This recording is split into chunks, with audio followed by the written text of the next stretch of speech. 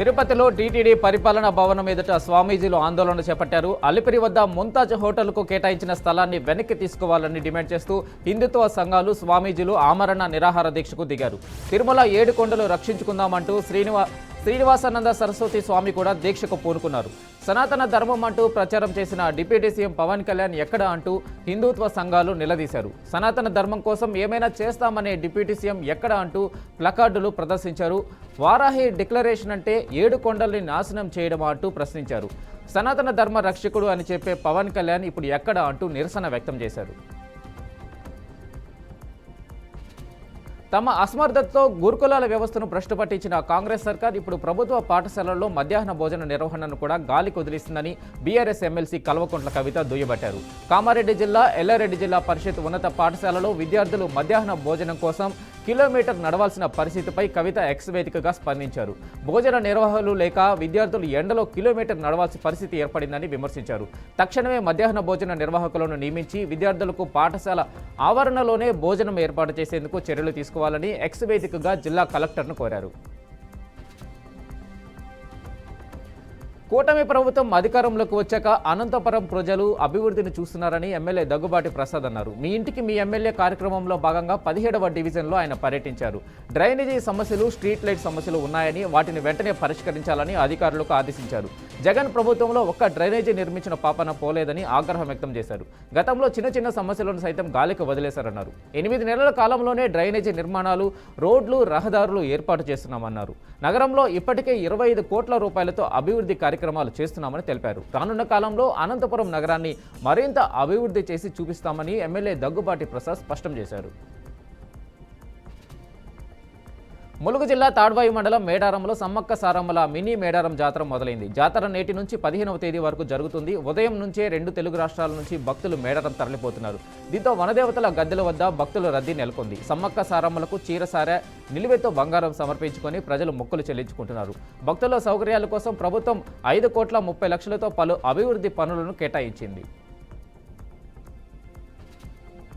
ఖమ్మం జిల్లా సత్తుపల్లిలోని కాంగ్రెస్ పార్టీ కార్యాలయంలో ఎమ్మెల్యే మట్టి రాగమయ్యి విలేకరుల సమావేశం నిర్వహించారు. బీఆర్ఎస్ పార్టీపై ఆమె ధ్వజమెత్తారు. గత 10 ఏళ్ల కాలంలో అభివృద్ధి శూన్యమని, రాష్ట్రాన్ని అప్పుల పాలు చేసి ప్రజల్ని మోసం చేశారని ఆరోపించారు. లగచర్లలో కేటీఆర్ చేసిన వ్యాఖ్యలు చాలా విడ్డూరంగా ఉన్నాయన్నారు. కాంగ్రెస్ ప్రభుత్వం వచ్చి 14 నెలల కాలంలో అనేక అభివృద్ధి కార్యక్రమాలకు పట్టం కడుతూ ప్రజాదరణ పొందుతుంటే ఓర్వలేక అవాకులు చవాకులు పేలుతున్నారని విమర్శించారు. కాంగ్రెస్ అంటే అభివృద్ధి అంటే కాంగ్రెస్ అని నిరూపిస్తున్న సీఎం రేవంత్ రెడ్డి సారథ్యంలో ముందుకు వెళ్తున్న ప్రభుత్వంపై ఇలాంటి వ్యాఖ్యలు చేస్తే ప్రజలు తగిన గుణపాఠం చెప్తారని హెచ్చరించారు. ఏపీని బర్డ్ ఫ్లూ వణికిస్తుంది. పశ్చిమ గోదావరి, తూర్పు గోదావరి జిల్లాలో బర్డ్ ఫ్లూ వ్యాప్తి చెందింది. బర్డ్ ఫ్లూ సోకిన పౌల్ట్రీ నుంచి 10 కిలోమీటర్ల పరిధిని సర్వేలెన్స్ జోన్గా అధికారులు ప్రకటించారు. ఇటు ఉమ్మడి కృష్ణా జిల్లాలోనూ బర్డ్ ఫ్లూ కలకలం రేగింది. అనుమలంకపల్లిలోని 10,000కు పైగా కోళ్లు మృత్యువాత పడ్డాయి. ఇవాళ మరో 2,000 కోళ్లు మృతి చెందాయి. చనిపోయిన కోళ్లను డిసోజ్ చేయాలని అధికారులు సూచిస్తున్నారు. వాటిని పౌల్ట్రీ యజమానులు పూడ్చిపెడుతున్నారు. మృతి చెందిన కోళ్ల శాంపిల్స్ను అధికారులు ల్యాబ్కు పంపారు. బర్డ్ ఫ్లూ కారణంగా కోళ్లు మృత్యువాత పడుతున్న నేపథ్యంలో అంగన్వాడీ కేంద్రాలు, పాఠశాలలు, సంక్షేమ వసతి గృహాలు, గురుకుల పాఠశాలల్లో ఉన్న పిల్లలకు వారం రోజుల పాటు కోడిగుడ్లను అందించడం నిలుపుదల చేయాలని ఉన్నతాధికారులు ఆదేశించారు. హైదరాబాద్ మియాపూర్ న్యూ హఫీజ్పేటలోని మార్తాడ్ నగర్లో విషాదం చోటు చేసుకుంది. రోజు ఫోన్ ఎక్కువగా వాడుతున్నామని కొడుకు శౌర్య సింగ్ను తల్లిదండ్రులు మందలించారు. దీంతో మనస్తాపానికి గురైన శౌర్య సింగ్ రాత్రి చున్నితో ఉరేసుకుని ఆత్మహత్య చేసుకున్నాడు. సమాచారం తెలుసుకున్న పోలీసులు ఘటనా స్థలానికి చేరుకొని మృతదేహాన్ని పోస్టుమార్టం నిమిత్తం ఆసుపత్రికి తరలించారు. శౌర్య సింగ్ ఆత్మహత్య చేసుకోవడానికి గల కారణాలపై కేసు నమోదు చేసుకుని దర్యాప్తు చేపట్టారు. చెంచల్గూడలోని సికాపరేడ్ గ్రౌండ్లో తెలంగాణ జైలు శాఖ 7వ రాష్ట్ర స్థాయి వార్షిక స్పోర్ట్స్ మీట్ 2025ను హోంశాఖ ప్రత్యేక కార్యదర్శి రవిగుప్తా, జైలు శాఖ డీజీ సౌమ్య మిశ్రా ప్రారంభించారు. స్పోర్ట్స్ మీట్ల ద్వారా సిబ్బందిలో శారీరక దృఢత్వాన్ని ప్రోత్సహించడంలో, ఒత్తిడిని తగ్గించడంలో ఎంతగానో దోహదపడుతుందన్నారు. ఈ కార్యక్రమంలోని ముఖ్య అతిథులు క్రీడా జెండాను ఎగురవేసి పోలీసు క్రీడా జ్యోతిని వెలిగించి 3 రోజుల పాటు జరిగే పోటీలకు నాంది పలికారు.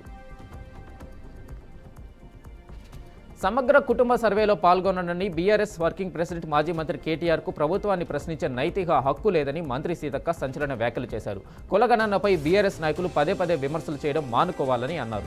50 రోజుల పాటు సమగ్ర సర్వే కొనసాగినా కేటీఆర్ కుటుంబం సర్వేలో పాల్గొనలేదని, పైగా ప్రభుత్వాన్ని నిందించడం ఏంటని ప్రశ్నించారు. అన్ని వర్గాలను పరిగణలోకి తీసుకొని రాష్ట్ర వ్యాప్తంగా సమగ్ర కుటుంబ సర్వే అధికారుల నిరంతర పర్యవేక్షణలో జరిగిందని అన్నారు.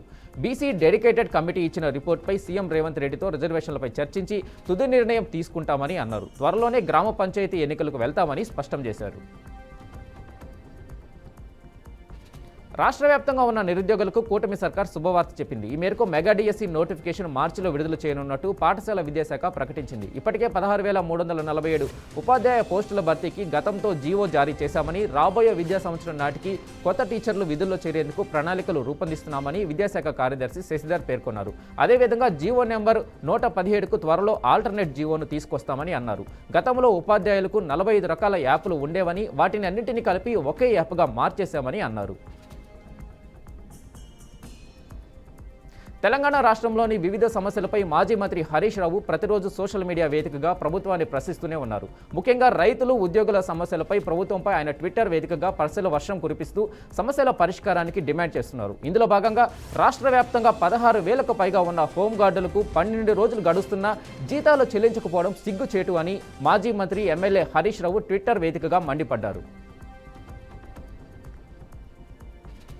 రాష్ట్ర వ్యాప్తంగా రైతులకు ఆంధ్రప్రదేశ్ రాజముద్ర ఉన్న కొత్త పాస్ పుస్తకాలను ఏప్రిల్ 1 నుంచి పంపిణీ చేయాలని రెవెన్యూ శాఖ నిర్ణయించింది. మార్చి నాటికి సర్వే రాళ్లపై జగన్ బొమ్మలు తొలగించాలని కీలక నిర్ణయం తీసుకుంది. కొత్త పాస్ పుస్తకాలను ఉచితంగానే రైతులకు అందించనున్నారు. భూముల రీసర్వే జరిగిన 8,680 గ్రామాల్లో జగనన్న శాశ్వత భూ హక్కు, భూరక్ష పేరిట ఇచ్చిన పాస్ పుస్తకాలను వెనక్కి తీసుకుని వాటి స్థానంలో కొత్తగా ముద్రించిన పుస్తకాలను ఇవ్వనుంది. ఆర్టీసీ బస్సు ప్రమాదంలో ఏపీకి చెందిన లక్ష్మీ నాగల్ అనే మహిళ 2009లో చనిపోయింది. దీంతో తమకు న్యాయం చేయాలంటూ ఆమె కుటుంబం కోర్టును ఆశ్రయించారు. కేసుపై విచారణ చేపట్టిన న్యాయస్థానం వారికి నష్టపరిహారంగా 9 కోట్లకు పైగా చెల్లించాలని సుప్రీంకోర్టు ఆర్టీసీని ఆదేశించింది. భారత్, ఇంగ్లాండ్ మధ్య ఇవాళ 3వ వన్డే మ్యాచ్ జరగనుంది. అహ్మదాబాద్లోని నరేంద్ర మోడీ స్టేడియంలో మధ్యాహ్నం 1:30 మ్యాచ్ ప్రారంభం కానుంది. ఇప్పటికే 2 మ్యాచ్లు గెలిచి సిరీస్ కైవసం చేసుకున్న భారత్ చివరి మ్యాచ్లోను గెలిచి క్లీన్ స్వీప్ చేయాలని భావిస్తుంది. మరోవైపు ఒక్క మ్యాచ్లో అయినా గెలిచి పరువు నిలబెట్టుకోవాలని ఇంగ్లాండ్ ఆటగాళ్లు చూస్తున్నారు. టాలీవుడ్ యంగ్ హీరో విశ్వక్ నటించిన లైలా సినిమా చుట్టూ వివాదం కొనసాగుతుంది. ఈ సినిమా ఈవెంట్ సందర్భంగా 30 ఇయర్స్ ఇండస్ట్రీ నటుడు పృథ్వీరాజ్ వివాదాస్పద వ్యాఖ్యలు చేశారు. వైసీపీపై తీవ్ర విమర్శలు చేసి లైలా సినిమాను వివాదంలోకి లాగారు. అయితే ఈ వివాదం తారాస్థాయికి చేరినప్పటికీ పృథ్వీరాజు మాత్రం తగ్గడం లేదు. తాజాగా ఆసుపత్రి పాలైన పృథ్వీరాజ్ మరోసారి వైసీపీ సోషల్ మీడియా వారియర్స్పై రెచ్చిపోయి మాట్లాడారు. సినిమాను సినిమాలాగా చూడాలని, రాజకీయాల్లోకి లాగొద్దంటూ వ్యాఖ్యానించారు. వైసీపీ నేతలను ఉద్దేశించి ఆగ్రహం వ్యక్తం చేశారు. వైసీపీ నేతలకు 11 అనే పేరు చెప్పగానే వణుకు పుడుతుందని చురకలంటించారు. యాదగిరిగుట్ట లక్ష్మీ నరసింహస్వామి ఆలయంలో బ్రహ్మోత్సవాలు కొనసాగుతున్నాయి. 5వ రోజు బ్రహ్మోత్సవాల్లో భాగంగా స్వామివారి దివ్య విమాన రథోత్సవం అంగరంగ వైభవంగా నిర్వహించారు. ఆలయ అర్చకులు ముందుగా రథంగా హోమం పూజలు నిర్వహించారు. అనంతరం విద్యుత్ దీపాలతో అలంకరించిన కళ్యాణ నరసింహుడు, ఆండాల్ అమ్మవార్లను తిరుమాడ వీధులలో ఊరేగుతూ భక్తులకు దర్శనమిచ్చారు. భక్తులు, స్థానికులు స్వామివారి రథోత్సవంలో పాల్గొని తరలించారు. మంగళ వాయిద్యాల నడుమ బాజా భజంత్రీల భక్తుల ఆనంద నృత్య ప్రదర్శనలతో ఊరేగింపు కనుల పండుగగా సాగింది. పోలవరం నిర్మాణంలో సిడబ్ల్యూసీ తీసుకున్న నిర్ణయాన్ని మాజీ ఎంపీ జీవి హర్షకుమార్ హర్షం వ్యక్తం చేశారు.